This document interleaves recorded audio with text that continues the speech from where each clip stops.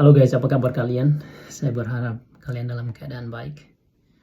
Sudah lama ya saya tidak membuat video dan share di YouTube karena saya begitu sibuk dengan pekerjaan yang saat ini saya sedang jalani, dan saya bersyukur ada kesempatan hari ini untuk membuat video dan share kepada teman-teman. Saya berharap teman-teman menikmati video ini dan memberikan komentar sehubungan dengan video ini. Karena itu saya berharap teman-teman ketika menonton video ini subscribe, like dan komen dengan pendapat saudara tentang video yang saya buat hari ini, karena aku pikir video ini akan sangat menarik. Karena bagi saya sangat menarik. Saya tidak tahu bagi teman-teman, tapi jika itu menarik bagi teman-teman, saya berharap teman-teman subscribe, like dan komen mengenai video ini, karena saya akan membahas salah satu video yang cukup populer yang dibahas oleh salah satu YouTuber yang sungguh-sungguh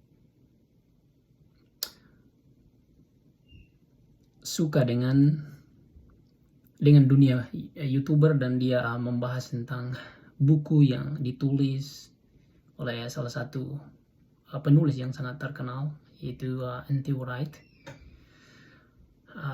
Dia membahas tentang pandangan N.T. Wright, dan kemudian dia menjelaskan apa yang dipahaminya mengenai buku yang ditulis oleh N.T. Wright. Karena itu sebelum saudara menonton, mohon like, subscribe, dan share video ini. Oke? Back to the channel, it's me in my Steve Jobs shirt again. In this video, we're going to talk about Surprised by Hope, or SPA for short, by N.T. Wright. N.T. Wright, you know him, you love him. He is probably the most important Bible scholar on the planet right now. And this, SPA, is probably his most important book. It's the one that has sold the most, and N.T. Wright says that this is the one he gets the most emails about regularly. Most people email him and say, thank you for this book. This book really changed my mind, more so than any of Wright's other books. SPA is also the book, I would say, which in a popular way distills Wright's message to the world. If you had to say, what is N.T. Wright about? What is his message? I would say that message is distilled in a readable, understandable way in SPA, more so than in anything else he's written. And so all this leads us to ask the question, if N.T. Wright is the most important Bible scholar on the planet, and this is his most important book, does that mean that this is the most important YouTube video ever made? Before talking about the content of SPA, however, let's go over the sniff test. The sniff test, if you remember, is a phrase that some of my seminary professors used. And what they were trying to get at is, what does it feel like to engage a book? Not what are the points that it makes didactically, but what is the tenor of engaging the text?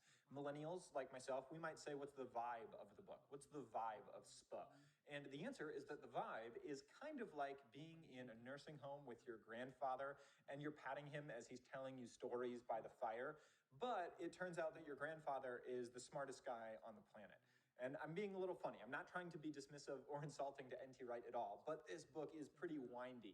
He talks about some topic over here, and now we're talking about a topic over here. And if you want a systematic theology book that says, here are the questions, here are the positions, here are the arguments, here's a conclusion, then this book will be frustrating to you. This video, I'm going to strip away all of the trappings and decorations and just summarize the heart of the message of SPA.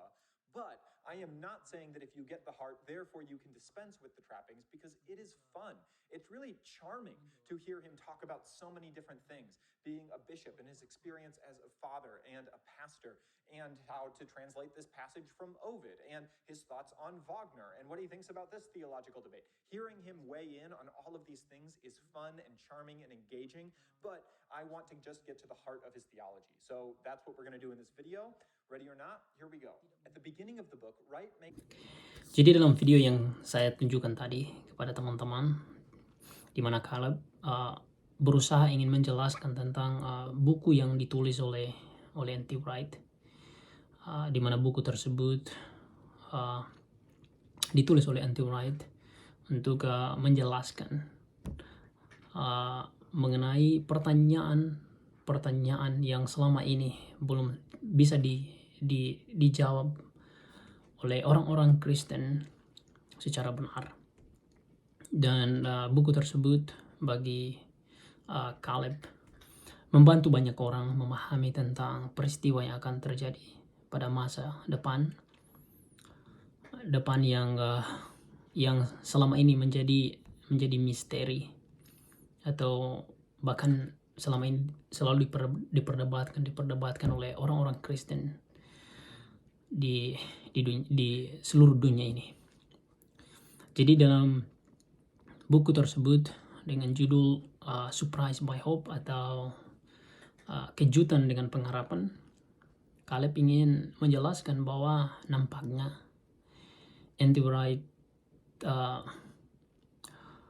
ingin memberikan jawaban secara pasti atau secara baik mengenai pertanyaan yang disampaikan, yaitu apa yang menjadi pengharapan akhir bagi orang-orang Kristen, dan yang kedua, apa yang orang pikirkan tentang apokaliptik atau tulisan para nabi, dan juga ingin menjelaskan bahwa apa yang akan kita lakukan selama kita hidup sekarang sampai kita menunggu pada masa yang akan datang itu sungguh-sungguh terjadi. Jadi dalam awal buku tersebut, menurut Caleb, N.T. Wright memulai dengan cerita di mana di Inggris ada banyak orang-orang pergi ke gereja membaca Alkitab mereka, tetapi mereka tidak mampu secara jelas menjelaskan tentang pertanyaan tersebut. Berarti N.T. Wright berkata ada kekacauan dalam pemahaman mereka tentang Alkitab, atau ada kejanggalan yang harus diselesaikan secara baik. Jadi ketika N.T. Wright menjawab pertanyaan tersebut, dia membawa kita kepada dua pandangan. Pandangan yang pertama adalah dualism, dan pandangan yang kedua adalah modalism. Jadi menurut pembahasan dari Caleb ketika dia membaca kejutan dengan surprise, dualism pandangan secara umum berarti konservatif atau juga bisa saja tradisional, yang percaya bahwa apapun yang kita lakukan, baik itu pekerjaan, baik itu budaya yang selama ini kita pelihara, atau politik yang terus-menerus dilakukan, itu bukanlah sesuatu yang penting, karena hal tersebut tidak memiliki kesinambungan pada masa depan. Karena pandangan tersebut berkata suatu saat kita akan keluar dari bumi ini dan pergi ke surga, sehingga kita hanya melakukan ini sementara waktu. Karena itu ada banyak orang tidak terlalu peduli dengan politik atau budaya, karena mereka menganggap bahwa budaya itu tidak terlalu penting atau pekerjaan itu tidak terlalu penting. Lebih penting adalah pergi ke surga, meninggalkan bumi ini. Dan ketika N.T. Wright melihat pemahaman mereka, N.T. Wright merasa bahwa apa yang dilakukan oleh Yesus ketika dia datang ke dunia ini, mati dan menebus dosa kita, dan kemudian Yesus berkata dalam doa Bapa kami dan dalam Injil mengenai datanglah kerajaanmu di bumi seperti di surga. N.T. Wright berkata bahwa mereka sedang menyangkali tentang konsep yang Yesus sampaikan, di mana mereka tidak percaya tentang hal itu. Mereka sungguh-sungguh menyangkali itu, sehingga ketika dibawa dalam aplikasi tidak akan memberikan penjelasan secara puas, atau orang-orang tentu saja akan ada perdebatan yang sungguh-sungguh luar biasa karena ada kesalahpahaman tentang konsep itu.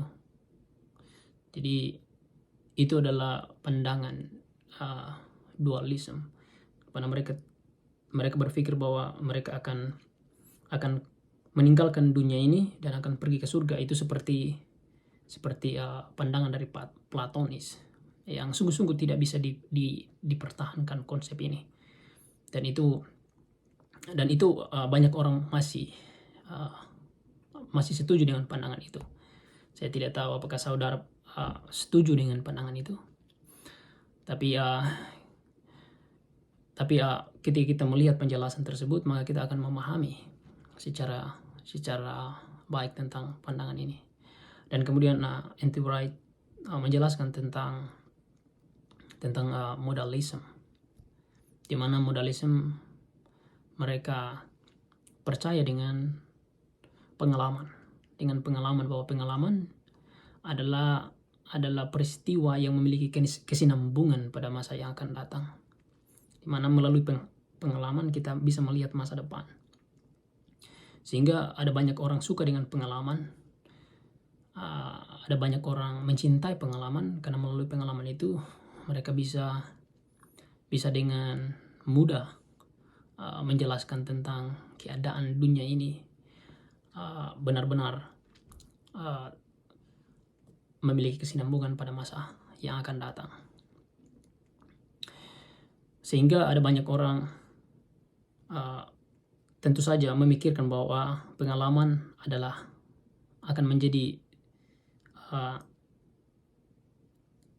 tuan mereka, sehingga N.T. Wright mencoba ingin menjelaskan kembali apa sebenarnya yang akan kita pahami tentang hal ini. Sehingga menurut N.T. Wright, kedua pandangan ini memiliki kesalahpahaman dari segi pemahaman tentang Alkitab. Karena N.T. Wright berkata, yang dijelaskan oleh Caleb, bahwa ada beberapa kelompok dari modalisme yang tidak percaya tentang kebangkitan, tapi mereka percaya tentang pengalaman tersebut. Jadi ada kejengkelan atau ada masalah yang perlu diperbaiki. N.T. Wright tidak bermaksud untuk menghancurkan tentang pandangan ini, tapi dia mencoba untuk menyatukan kedua pandangan ini dengan pandangan yang baik dan benar. Bahwa menurut N.T. Wright, suatu saat ketika Yesus akan datang, semua orang percaya akan berpartisipasi di dalam kepemimpinan Kristus. Jadi kita sebagai orang percaya memiliki kesinambungan yang baik, karena Yesus telah meresmikan surga seperti di bumi. Itu menurut penyampaian dari N.T. Wright. Jadi N.T. Wright berkata bahwa pengharapan orang-orang Kristen, pengharapan terakhir, di mana terjadi ketika kebangkitan Yesus, di mana Yesus meresmikan tentang hal tersebut. Jadi pengharapan sudah dimulai waktu Yesus bangkit dari kematian, dan sekarang pengharapan tersebut sedang berlanjut dan nanti akan disempurnakan ketika Yesus datang pada kalian yang kedua.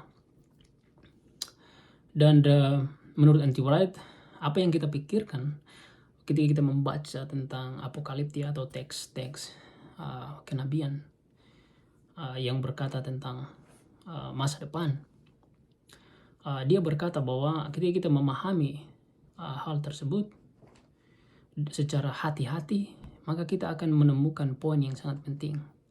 N.T. Wright berkata, yang disampaikan oleh Caleb, bahwa justru melalui kehidupan surga tersebut yang dibawa oleh Yesus ketika datang ke dunia, menembus kehidupan di bumi ini dan akan membawa kehidupan di dunia ini kepada kehidupan surgawi yang diciptakan melalui kemuliaan Allah. Jadi itu yang dipahami oleh N.T. Wright.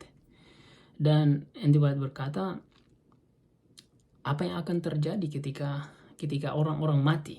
Jadi ini juga menjadi poin yang penting. N.T. Wright berkata bahwa ketika orang mati, mereka akan dibawa ke Firdaus, di mana kita akan diam di Firdaus bersama dengan Yesus Kristus di sana, dan kita akan menghirup nafas yang baru, dan mungkin juga kita akan makan dengan makanan yang sungguh-sungguh